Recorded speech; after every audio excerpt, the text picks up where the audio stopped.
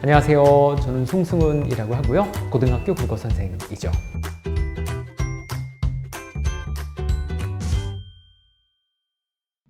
네, 뭐 다 비슷할 거예요. 저는 첫 번째는 제가 영상을 찍어가지고 이렇게 뭐 설명하기도 하고요.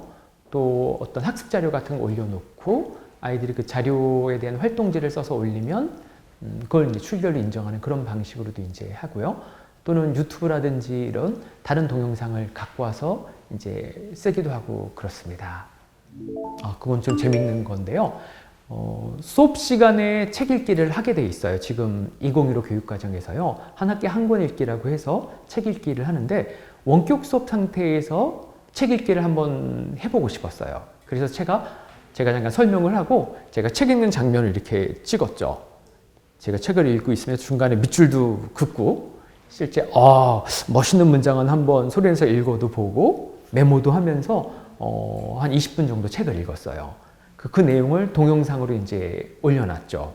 학생들이 그 EBS 온라인 클래스나 구글 클래스룸에서 이제 제가 올린 동영상을 이제 보면서 설명을 잠깐 듣고 자기가 읽는 책을 갖고 와서 자기도 저와 똑같이 그 시간 동안 책을 읽는 거예요. 다 읽고 난 다음에 간단하게 댓글로 어땠는지 소감을 달게 했죠. 유튜브에 공부하는 동영상이 많이 나온다는 얘기를 들었거든요. 그래서 학생들이 이제 시험 공부하거나 아니면 직장인들이 취업 공부를 할 때 그걸 스마트폰으로 틀어놓는다는 거예요. 화면을 틀어놓고 같이 공부하는 사람을 보면서 자기도 같이 공부한다는 거예요. 자기가 하는 걸 또 찍어가지고 올리기도 한대요. 몇 시간 동안 내가 이렇게 했다. 그거를 제가 딱 듣고 원격 수업에서 이거를 한번 해보고 싶더라고요. 될지 안 될지 처음에는 좀 반반이었어요. 근데 한번 해봤는데 반응이 굉장히 좋더라고요. 댓글들 단 걸 보면 아이들이 영혼을 담아서 썼는지 아니면 대충 좋다고 했는지 느낌이 오거든요. 진심 좋았다고 이렇게 대부분의 아이들이 댓글 단 걸 보고 이게 먹히는구나 생각을 했죠. 선생님들이 원격 수업을 할 때 1시간 동안 선생님의 교과 관련된 책을 읽는 그 영상을 하는 것도 되게 좋다고 생각을 합니다. 첫 번째는 사람이 이렇게 따라하고 싶은 본성이 있잖아요. 뭐 흉내내는 유전자가 있다, 뭐 신경세포가 있다, 뉴런이 있다, 뭐 이런 얘기 뭐 흔히 뇌과학에서 얘기를 하는데 교사가 이렇게 책을 읽잖아요. 화면을 보고 있으면 같이 이렇게 읽고 싶어지는 게 있어요. 그리고 이게 남이 읽는 것도 재밌지만 나를 가르치는 선생님이 나와서 이제 읽잖아요. 그럼 이게 좀 신기하단 말이에요. 같이 읽어볼까 하면은 이 시간이 좀 편안하면서 좀 공부가 되는 측면이 있는 거죠. 그래서 사람이 갖고 있는 본성 때문에 이 책 읽기 수업이 원격 수업 상태에서 성공하는 게 되는 거고요.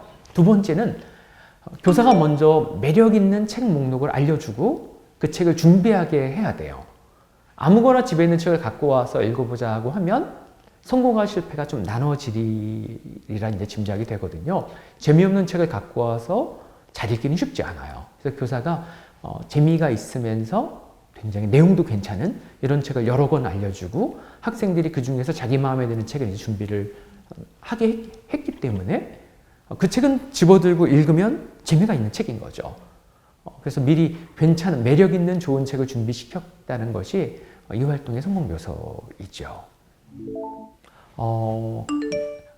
공부하는 학생 입장에서 학생의 심리적 흐름을 고려하면 도움이 되고요. 보통 학생 같은 경우 EBS 강의를 듣고 이게 되게 밀도가 높아요. EBS 강의가. 그걸 집중해서 이렇게 듣기가 쉽지 않고요. 끝난 다음에 맥락 없이 그냥 관련된 오지선다형 문제지를 주면 좀 힘들게 되죠. 그래서 그런 수업 사례를 살펴보면요. 학생들이 어떻게 했을 때 원격 수업 상태에서 학습에 빨려 들어가는가 이거에 대한 고려가 있더라고요. 일단 동영상이 10분 정도예요. 그 다음에 활동지가 제시되는데 이 활동지가 생각의 흐름이나 공부의 흐름을 조금 이제 따라가게 되어 있어요. 보통 그런 학습지는 뭐 아래 한글이나 PDF를 만들기도 하고 좀 솜씨가 있는 분들은 구글 설문지를 이용해서 많이 만들죠. 동영상 한 5분짜리나 3분짜리 보고 거기에 대한 활동지를 이제 좀 쓰고 그다음에 또 한 3분에서 5분짜리 설명을 또 이제 보고 또 활동지를 쓰고 이러면 실제 수업 상황하고 되게 비슷한 거예요.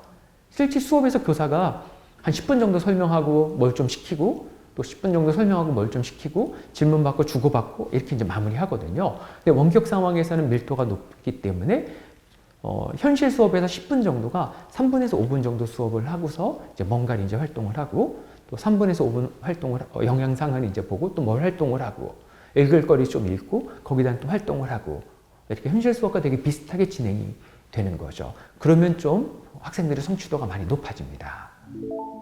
일단은 괜찮은 책 목록을 구하고 교사가 이걸 학생들한테 제시하고 사게 해야 돼요. 지금 도서관도 쓸 수 없고 하기 때문에 학생들한테 책을 사게 하는 게 좀 교사로서 부담스럽긴 하지만 그 부분은 뚫고 나가야 된다는 생각을 합니다. 달리 방법이 없기 때문에 책을 사게 하는 걸 저는 권장하고요. 책을 준비하면 그냥 감상을 쓰세요, 느낌을 쓰세요라고 하면 좀 질이 떨어지게 되죠. 그래서 마음에 드는 문장을 찾아가지고 이렇게 뭐 쓰고 왜 마음에 드는 문장인지 2줄 정도 이유를 써보자. 이 책과 관련돼서 내가 어디서 다른 책에서 보고 들은 내용이나 영화나 드라마나 어디 신문 방송에서 들은 내용과 연관된 내용을 또 써보자. 관련된 자기 경험이 있으면 좀 써보자. 매우 구체적으로 질문을 주고 거기에 대한 답을 한 3줄, 5줄 명확하게 요구를 하면서 활동지를 만들어 제시해야지만 학생들 다수가 공부가 되면서 이제 따라오게 됩니다. 책으로 따뜻한 세상 만드는 교사들 책 목록도 좋고요. 그리고 중학교 같은 경우에는 전남 광주에 있는 광주 국어교사 모임에 그 책 목록 만드는 분들이 있어요. 상케라고. 그 선생님들의 블로그에 가서 목록을 이제 찾아봐도 좋습니다. 네. 대충 중학교에서는 학생들을 매혹시키는가가 굉장히 중요하거든요. 그 부분은 국어교사 모임의 독서교육 분과인 물거방 목록이 조금 괜찮습니다. 공부 안 하는 애들도 잘 읽을 수 있는 책들을 많이 모아놨기 때문이죠. 그리고 전국 역사교사 모임을 검색하면 역사교사 모임에 추천하는 권장도서 목록을 볼 수 있고요. 또 전국 지리교사 모임으로 검색하면 또 지리 관련된 책 목록들이 이렇게 나옵니다. 선생님들도 좋은 게 뭔지 다 아실 겁니다. 그러나 선생님이 직접 영상을 제작하고 선생님이 직접 활동지를 제작하시면 아무래도 EBS보다 영상이 서툴죠. 그러나 나를 가르치는 선생님이 나왔기 때문에 아이들이 엄청 눈을 크게 뜨고 재밌어하면서 그걸 보게 됩니다. 그래서 선생님 제대로 하려고 하지 마시고요. 대충 하려고 해야 됩니다.